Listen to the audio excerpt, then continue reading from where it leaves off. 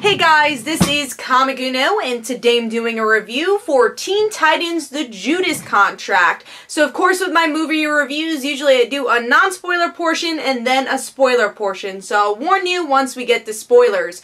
But what is this movie about? It's hard to talk about what the movie's about without spoiling it, but it's about the new version of the Teen Titans learning more about each other and getting used to being a team, really showing that family aspect. So the new team that we get to see here is kind of Dick Grayson's part of the team. We have Starfire as the leader and a lot of characters from the last movies. So Jaime as Blue Beetle, Damian as Robin. We still have Beast Boy on the team, but there is a new member with Terra, and she is definitely a big part of the movie.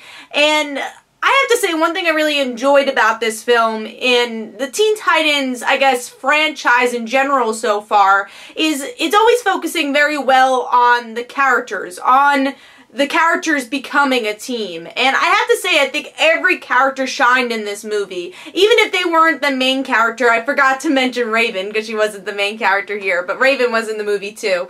And even though if they weren't the main character of the film, they all really had a story to tell. And I enjoyed that aspect. I think a lot of times with these team movies, especially with DC Animation, if they're not the main character, they're kind of sidelined, and they're just there to fight, and that's pretty much it. So it was nice to see that every character had a story. And the characters with the main story here, which I'll get into spoiler portion, really had some strong delivery.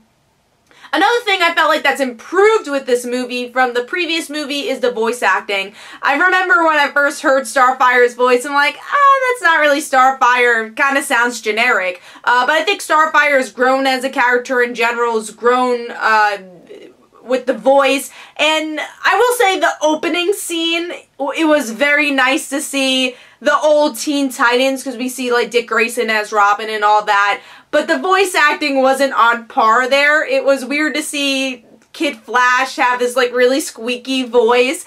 Same thing for Roy Harper, and honestly you could probably cut out that whole entire scene and it wouldn't really matter to the movie. So there are definitely moments in the film where you're like, you probably didn't need that in the movie. Like there's a side plot with Jaime trying to control his scarab. As much as I really liked Jaime's story because it had to do with his family, the whole couldn't control his scarab thing wasn't really needed in the movie. So there are small moments like that where they probably could have cut it out and made this movie about 10 minutes shorter than it was. But overall, I thought this was a very strong film. The villains were really strong once you find out who the villain is. Now, if you've read the original Judas Contract, you know who the villains of the story is going to be, and you kind of know the direction of the movie. But it didn't matter, because it gives this modern twist on the Judas Contract, because the Judas Contract, the Teen Titans comic, is a little dated. You know, it's from like the 80s, I believe it was published from the Teen Titans. So when you read it, it definitely has a bit of a datedness to it. But I think it took the core of what was important from the Judas Contract and put it into this movie and made it a bit more modern and added different characters they needed to for this film. But the important characters here were in the film, which was good. So overall, I actually really enjoyed this. This was one of my favorite DC animated movies of recent years because I actually was very entertained by it. A lot of the DC animated movies, I always pause, especially the recent ones where I'm like, alright, pick up the pace a bit. And even if I enjoy it in the moment, a lot of times I'll just enjoy it in the moment and kind of forget what happens in the film because they're kind of forgettable, the more recent DC animated films. But this was not forgettable at all. I really enjoyed it and I was moved by the end. I felt connected to the characters, which I haven't felt that way with the DC animated film in a while. Honestly, probably since the first Teen Titans movie, which I really liked, but they kind of pushed the Justice League, and they also pushed Cyborg in there. But this was a pure Teen Titans film, which I really like, and I like where this franchise is going with the DC animated films. So far, I think the strongest is the Teen Titans, honestly, story-wise, and you have Batman, which I like some of the films and I dislike some of their films. And then the Justice League, I still feel like that's the least strongest of the films, sadly. So let's move on to spoiler portion. For the non-spoiler portion, my rating for this movie is 4.5 stars, actually. I really enjoyed it. I had some nitpicks with the animation. There were times where I felt like some of the fighting was boring, but the story itself was really good and exactly what I want from a Teen Titans film. I felt like I was watching like a Teen Titans episode, or with a mix of Young Justice, too.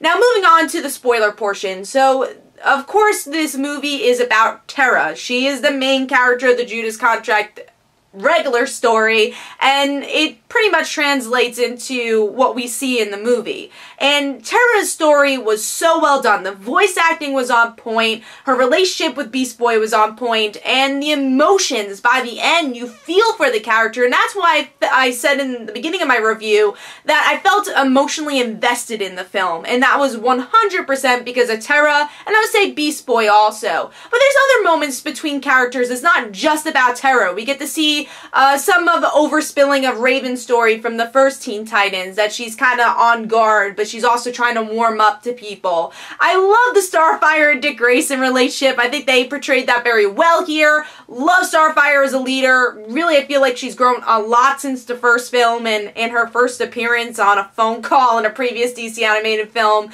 Really love, honestly, all the characters that are here, except Damian. But Damian was hardly in the film, but there's moments that you do like Damian, where he talks to Tara and is trying to be a friend in a weird way. So I liked as much Damian as we got. Again, my only nitpick of the film was there's some scenes that we didn't need, and I was disappointed with Jaime's story because it felt like it wasn't really finished, because they are talking about the Scarab and they don't really show that he controls it, but I liked by the end, it's like, oh, okay, he saw his family, so it's kind of closed his story. And I wondered if the person that he's working with is Tracy 13. I was wondering that because obviously her name's Tracy, and she's wearing a shirt that says 13. So I do wonder, maybe we might see Tracy 13 in the next Teen Titans film. And it's cool if they do, because I love when they do characters that you see in a previous film, and they're like, hey, surprise, that person's a superhero, and you see their origin stories. I hope they end up doing that. I think that'd be pretty cool. And then the big reveal by the end, a direction they're going with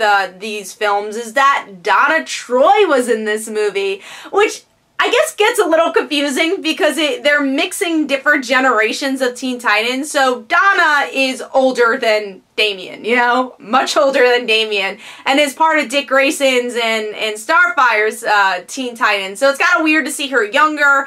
And then that goes into the ages. Like, I don't understand how old Tara is. She kind of seems older, but her look doesn't really look like she's over 18, so I don't really know how old she is. And then also Beast Boy, because Beast Boy was in the original Teen Titans in this film, but then he looks exactly the same as he did in the flashback, so ages are a bit confusing here, and that's, I guess, my only nitpick as a comic fan. You're like, alright, you're mixing generations here.